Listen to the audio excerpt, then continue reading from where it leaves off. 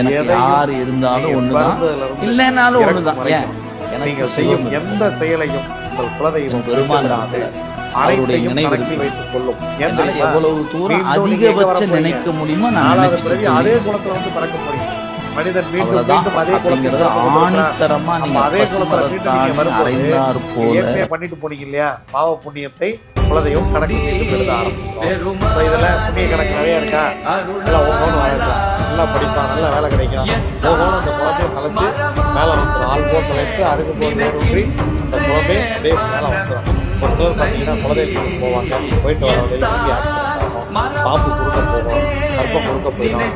இல்லைன்னா ஏதோ ஒரு இடத்துல குலதெய்வம் கோயிலுக்கு போயிட்டு வந்தால் ஒரே சண்டையாக இருக்கும். குலதெய்வம் நீ ஏன் இங்கே வந்தது அவங்களுக்கு கேட்குறேன், உனக்கு யாரா இங்கே வந்து நீ ஏன் இங்கே வந்த அப்படின்னு கேட்குறேன். அப்போ நம்ம ஏற்கனவே நிறைய தவறு செய்திருக்கிறோம். குலதெய்வம் என்னை பார்க்க விரும்பவில்லை, போயிட்டு வந்தால் சண்டை வருது அப்படின்னா என்னங்க?